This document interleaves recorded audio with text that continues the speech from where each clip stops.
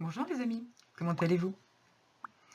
Vous savez que ces bulles de sagesse me sont souvent suggérées par ce que je rencontre, ce que je vois, ce que je croise. Et par 2 ou 3 fois ces derniers jours, j'ai croisé sur les réseaux sociaux des petits panneaux, des petits commentaires qui posaient la même question. La question c'était: qu'est-ce qui a foiré? Où est-ce qu'on a foiré? Et du coup, cette question, elle a fini par s'incruster en moi et je me la suis posée moi aussi. Où est-ce qu'on a foiré? Alors d'abord, ce verbe «foirer», je voudrais, commencer par vous rassurer, ça n'est pas une grossièreté. À l'heure qu'il est aujourd'hui, on l'emploie comme une grossièreté. Mais ça n'en est pas une. Il a plusieurs sens. Dans son sens, disons le plus ancien, en français ancien, foirer voulait dire aller du ventre. Autrement dit, ne pas pouvoir maîtriser ses sphincters inférieurs. Bref, vous aurez compris que foirer, ça voulait dire avoir la diarrhée. Pas pouvoir se retenir. C'est pas tellement cette expression-là qui est intéressante pour nous. Encore que ça puisse vouloir dire que tout part dans tous les sens sans qu'on puisse le contrôler. Ça, de ce côté-là, oui, ça peut avoir ce sens-là. L'autre sens, moi, qui me paraît intéressant du verbe foirer, c'est celui qu'on utilise en mécanique, en outillage. On parle d'un pas de vis qui est foiré. Pourquoi? Le pas de vis, normalement, ou le pas qui doit recevoir, l'écrou qui doit recevoir un boulon, etc. Donc c'est un pas, c'est une spirale, hein, bien précise, bien nette, voilà, dans laquelle on peut visser. Lorsque le pas est foiré, on ne peut plus visser, ça saute. Ça tourne sans s'enfoncer. La vis tourne sans s'enfoncer parce qu'elle ne peut plus rentrer dans le pas, elle ne peut plus progresser. Elle n'est plus guidée pour progresser. Parce que ce pas de vis est un guide. Alors c'est cet aspect-là qui m'intéresse. À quel moment est-ce qu'on a perdu ce guide? À quel moment est-ce que ce pas de vis qui depuis des siècles et des siècles conduisait l'humanité à sa responsabilité, à sa santé, à son efficacité, à quel moment est-ce que ce pas de vis a foiré pour que l'humanité maintenant tourne en rond sans réussir à avancer, sans réussir à accéder à des choses qui étaient tellement évidentes? Je ne remonte pas à Mathusalem, mais lorsque j'étais enfant, la vie était, je dirais, naturellement simple. Les enfants étaient des enfants, jouaient, avaient confiance dans les adultes, donc obéissaient, puisqu'ils savaient qu'ils pouvaient avoir confiance dans les adultes et que ce que les adultes leur demandaient de faire était bon pour eux. Donc il n'y avait pas de problème de confiance.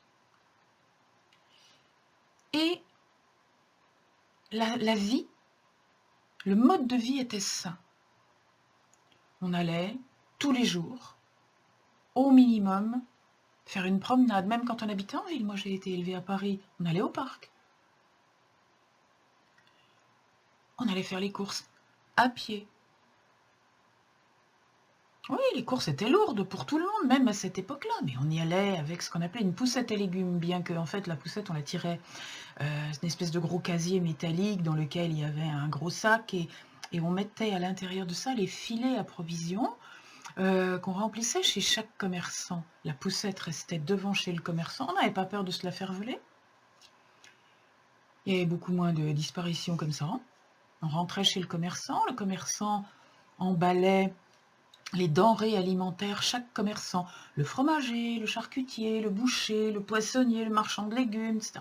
Chaque commerçant emballait dans du papier et on mettait ça dans le filet à provision. Un filet à provision en grosse maille tricotée en coton. Et après, on avait plusieurs filets à provision. On partait avec une poignée de filets à provision. On allait chez le fromager, par exemple. On remplissait le filet à provision avec le fromage et hop, on mettait le filet dans la poussette. Et on avançait jusque chez le boucher, par exemple. Et on faisait ça 2, 3 fois, 4 fois par semaine. À pied. Qu'il pleuve, qu'il neige ou qu'il vente. S'il pleuvait, on mettait des capuches.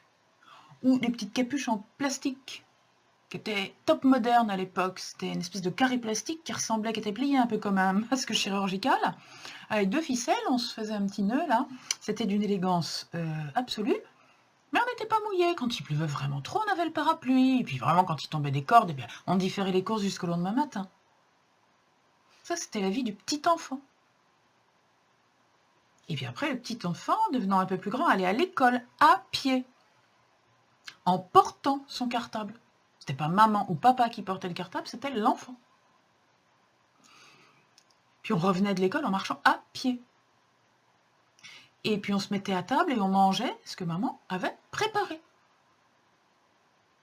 Il n'était pas question de dire j'aime pas ça, machin et tout, canapé télé. Non. La télé, oui, alors moi je faisais partie des familles aisées qui avaient une télé en noir et blanc, magnifique, avec une chaîne au début, 2 après, et en couleur la deuxième s'il vous plaît. Pour les enfants, il y avait Bonne nuit les petits. Je ne sais plus à quelle heure c'était, mais c'était le soir. Ça durait 5 minutes à peu près. Et à la fin de Bonne nuit les petits, c'était le signal que, hop, c'était le moment d'aller se brosser les dents, se mettre en pyjama, faire la petite toilette du soir et se mettre au lit parce que les enfants, à cette heure-là, vont se coucher. Parce qu'il y a de l'école demain matin. Et c'était comme ça. Donc, qu'est-ce que je suis en train de vous raconter? Je suis en train de vous raconter que les enfants, ils étaient tous les jours dehors, quel que soit le temps. Ils étaient au lit de bonne heure. Quand on était enrhumé, quelquefois on essayait un petit peu de tirer l'autorisation de rester à la maison. Non, non, ça va aller très bien. Allez, mange une orange, ça va faire des vitamines. N'oublie pas de mettre ton mouchoir dans ta poche. Et on va à l'école. Et on allait à l'école. Et à l'école, on passait les récréations dans la cour, à jouer à des jeux où on sautait sur des marelles, des ballons, doucement, parce que les gens qui surveillaient les récréations nous disaient doucement, on ne se fait pas mal quand on joue. Mais on avait quand même le droit de monter sur le dos d'un copain qui était le cheval, et nous on était le chevalier. On avait le droit de faire des choses.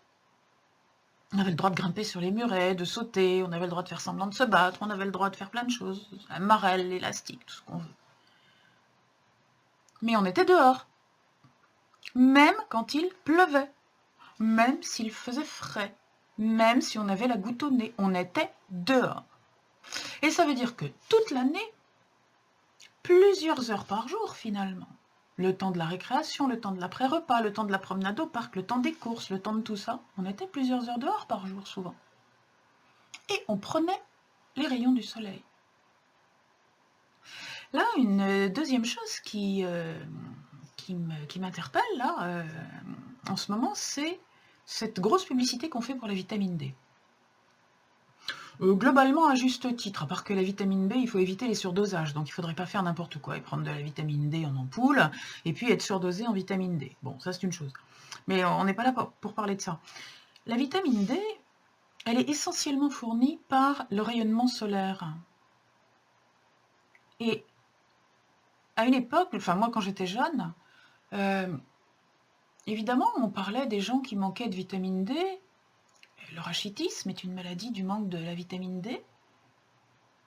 Mais c'était des pauvres enfants qui mouraient de faim. qui manquaient de vitamine D. Ou c'était les gens qui habitaient dans des pays nordiques où il fait nuit 6 mois par an. Mais dans les pays tempérés, où les enfants, globalement, mangeaient à leur faim sain des légumes, essentiellement des céréales, essentiellement au goûter du pain et de la confiture, pas des barres chocolatées, etc. Les barres chocolatées, moi j'ai fait connaissance avec ça, j'étais adolescente, ça n'existait pas avant. Et oui, on mangeait des choses saines, des choses qui contenaient de la vitamine, des vitamines. Donc là, on entend dire, oui, les gens sont carencés en vitamines et l'immunité, pour se faire correctement, doit s'appuyer sur les vitamines. Ah oui, ça on le sait. Les vitamines sont indispensables à une bonne immunité. La vitamine D, bien sûr, on vient de le redire, la vitamine C, mais aussi, très importante, les vitamines B. Les vitamines du groupe B qui sont majoritairement contenues dans toute l'alimentation qui contient des composés soufrés, et particulièrement le chou. À une époque, en France, on mangeait énormément de chou, fermenté ou non. Maintenant, plus. On ne mange plus, et les enfants ne mangent plus de produits vitaminés. Ils mangent des légumes très peu, la plupart du temps des légumes qui sont farcis de pesticides mais qui ne contiennent pas de vitamines quand ils n'ont pas poussé dans des serres hors sol. Comment voulez-vous qu'ils aient des vitamines, ces pauvres légumes?